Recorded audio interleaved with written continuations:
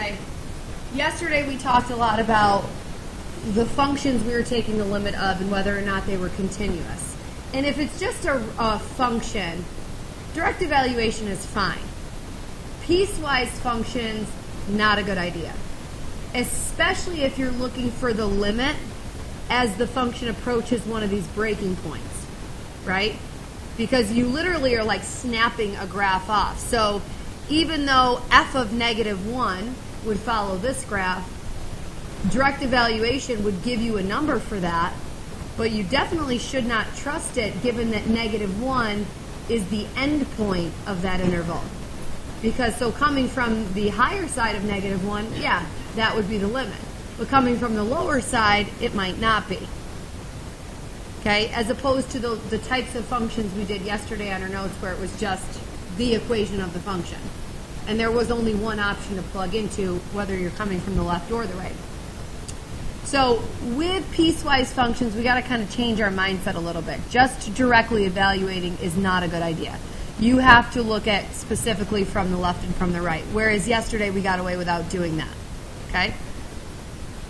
So on this one, and we've done piecewise already, so this is not brand spanking new, but kind of to show you why direct evaluation, now that you know what that is, doesn't work with piecewise. If we're approaching -1 from the left, you can look at the graph and see that the y-coordinate is approaching what, Morgan?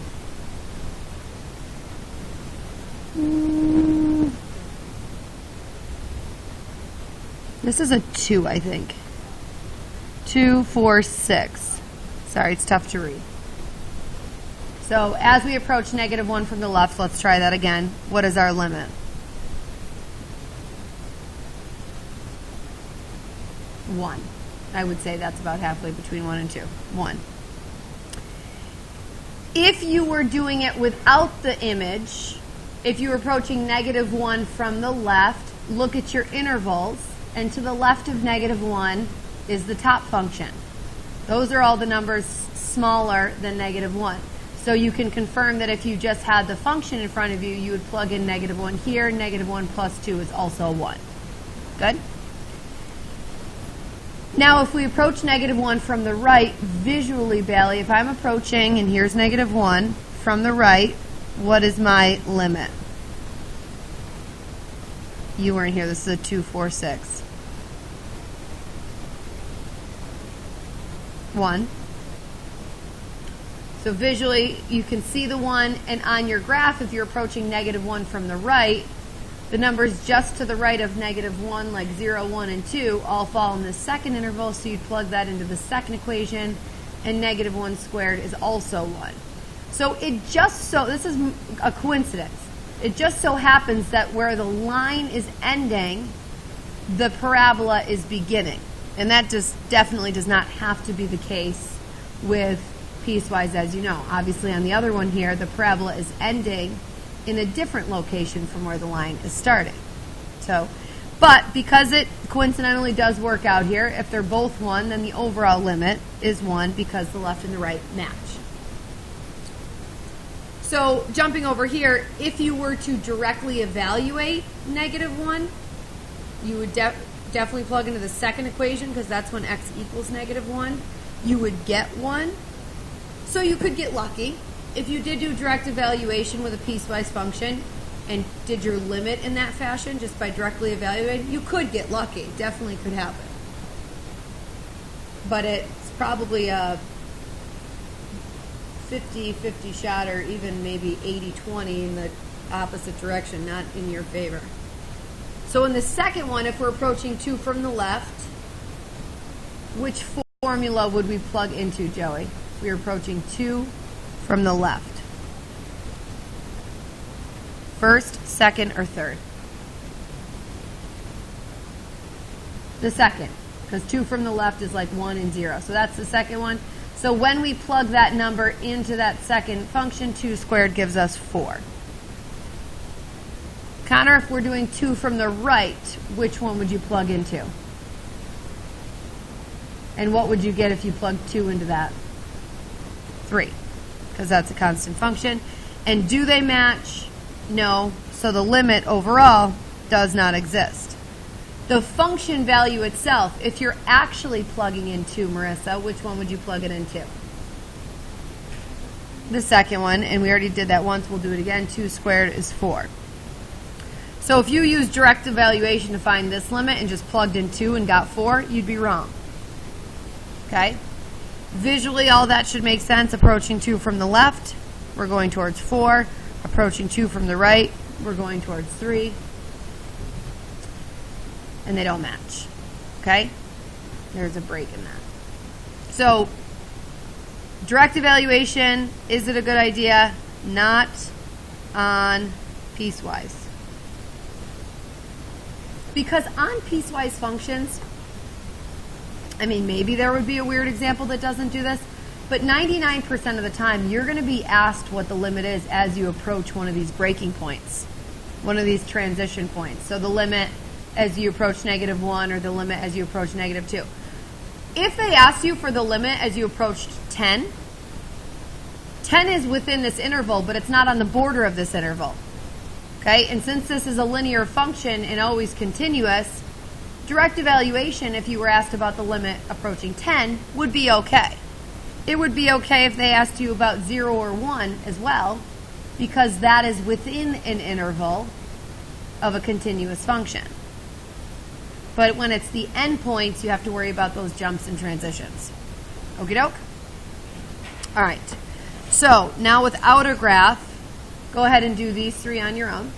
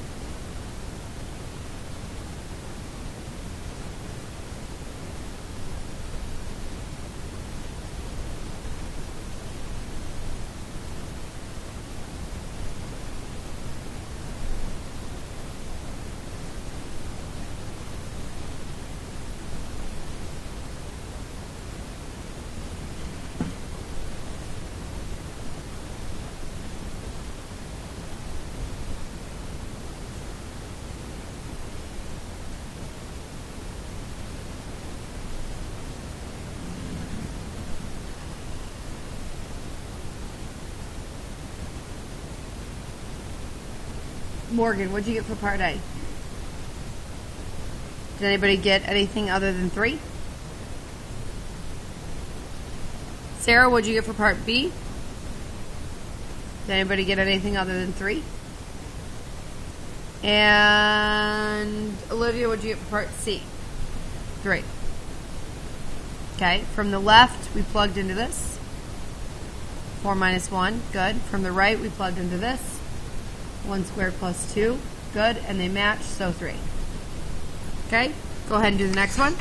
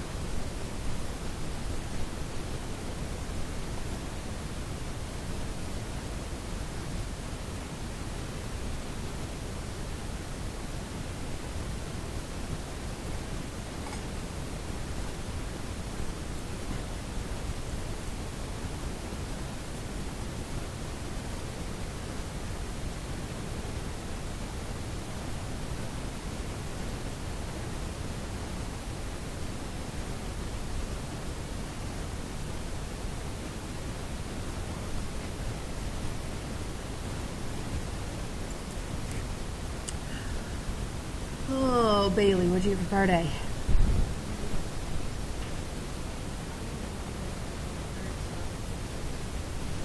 Okay, because 4 from the left, like 4 from the left, give me a number that's to the left of 4. 3. If you were plugging in 3, which one would you plug it into?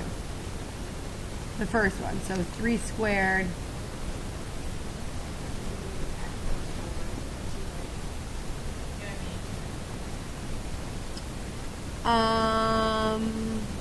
Once you cancel it out, you mean? Yes.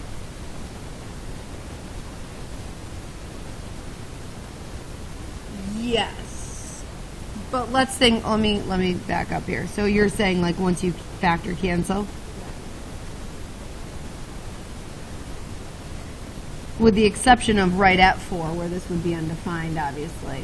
The equation is x plus 4. So if you plugged in 3, which is to the left of 4, you would get 7.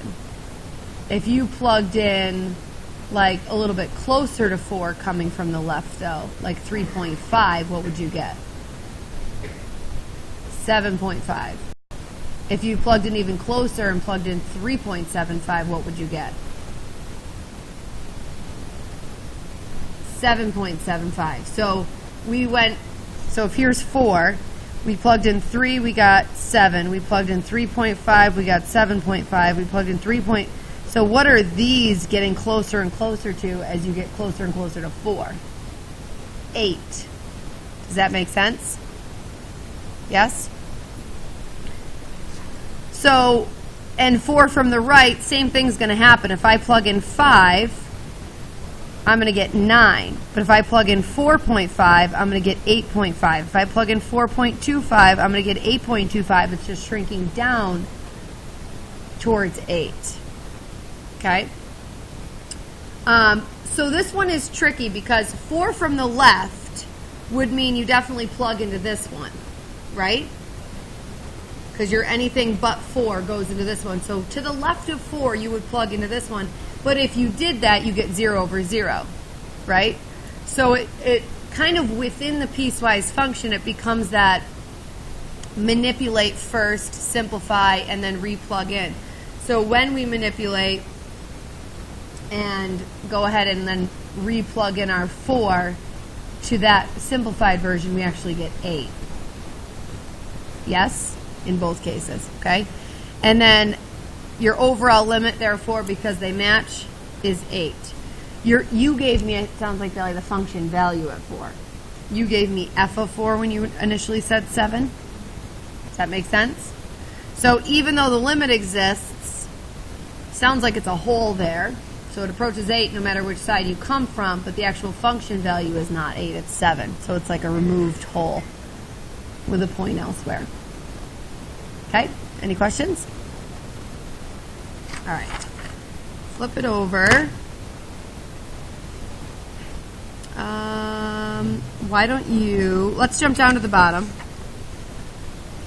Make sure we get through this. I have a picture for you and a very crooked back. I don't know, it must have gone through the copier. Funny, sorry. But we have an f of x function, which, by the way, just does not have arrows on both ends. I'm just taking mental note of that. I don't know if that's going to matter. But this is telling us then, so if this is f of x, this first part, oh, this whole thing did not copy well. Hold on.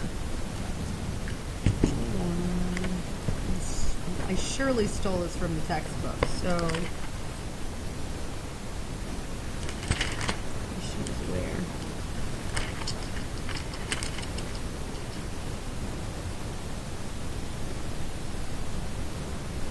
I'll just kind of rewrite what these were supposed to be if I can find them.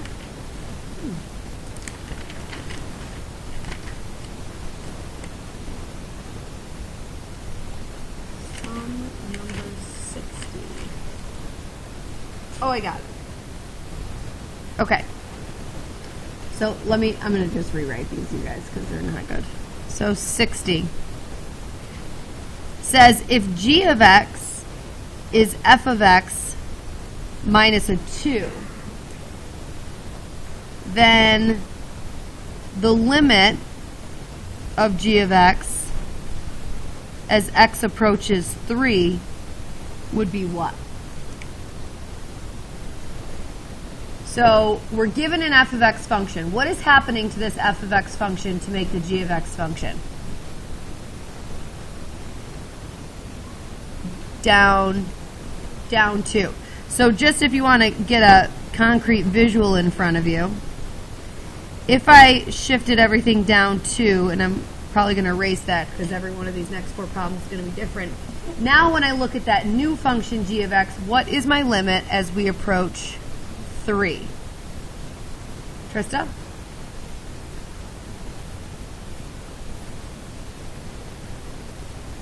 -1. As I approach 3 from the left, as I approach an x of 3 from the right, the y coordinate in both cases is -1. So could we make the jump, just out of curiosity, could we find the limit as x approaches 3 of f of x and then just move that down 2? Would that have worked? It would have. Depending on the transformation, I'm not sure if that always would work, but we'll start asking that question. On 62, you have to do the odd versions of this, which is why I'm doing just the evens as our class examples. Okay, g of x in this case, so I'm going to get rid of the shift down 1. Mitch, how do I get to g of x if it's f of x plus 2?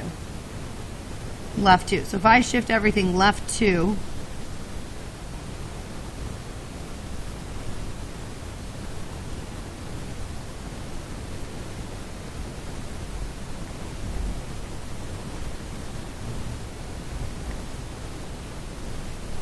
what is the limit as x approaches 2 from the left on g of x?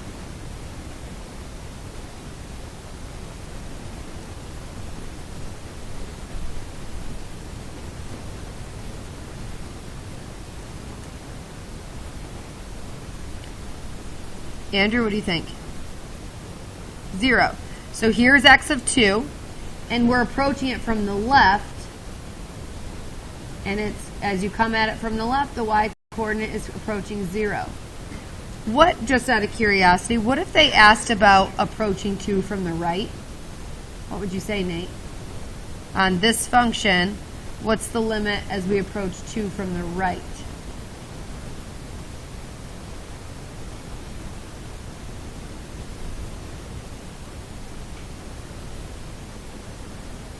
Nope. Who's got another guess? Joey?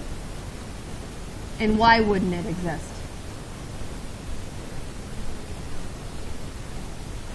Ends right at... It ends at 2. So it's almost like a trick question.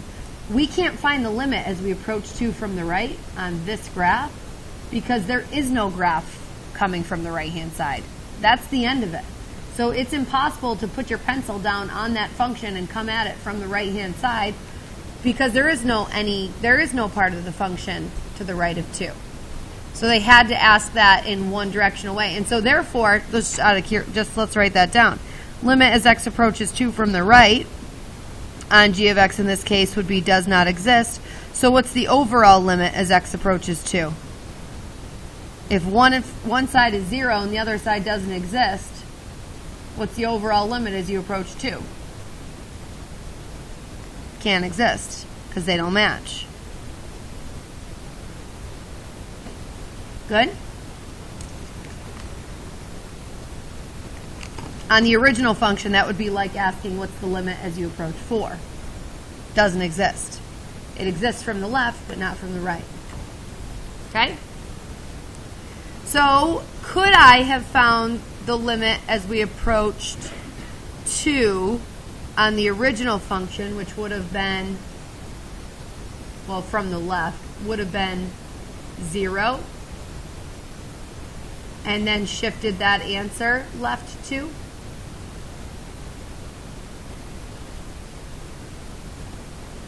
I would have gotten 0. Ooh, this one's trickier. So could I have found the limit on f of x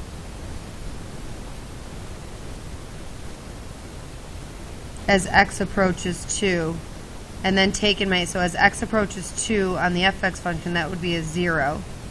And then could I have shifted that 0 answer left 2? And the y coordinate of that would still be 0. That's tougher to think about. I don't know that I would try to make up rules for when you can do that and when you can't.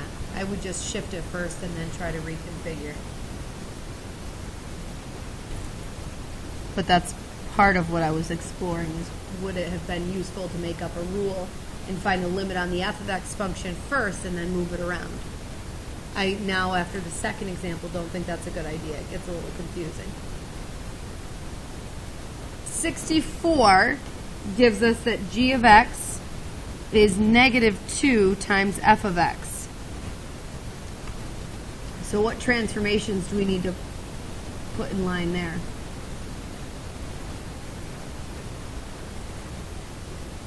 John, what transformations?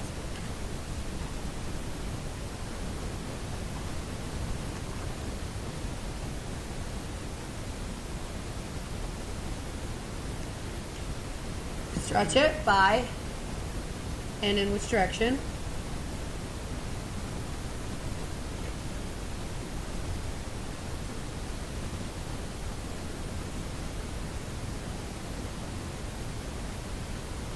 Vertical.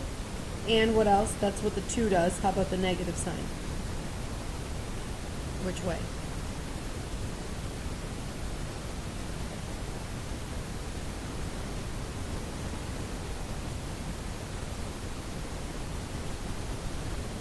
The x-axis, because you're flipping it vertically as well.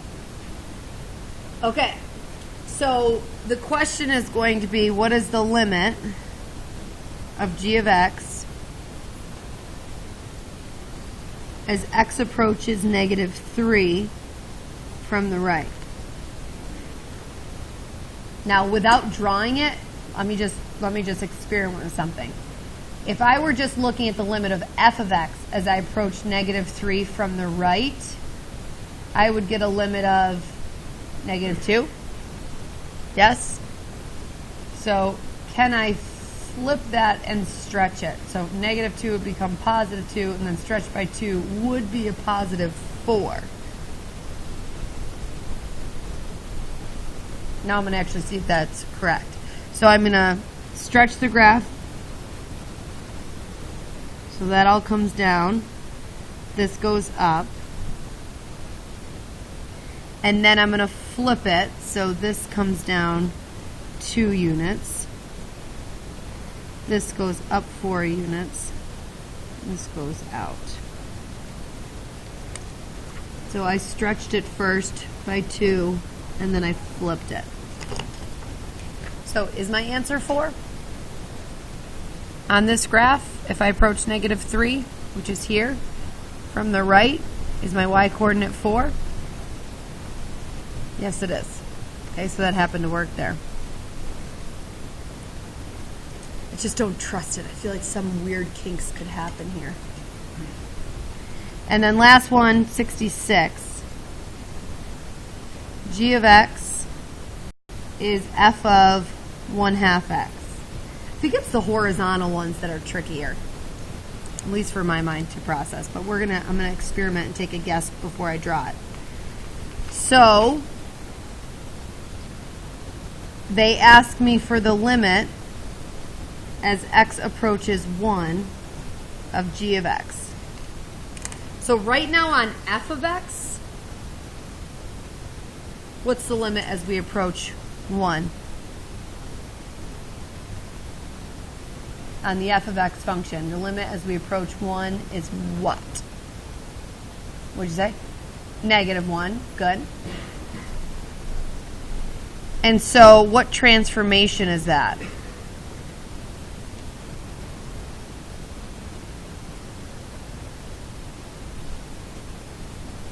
Horizontal stretch is a factor of 2.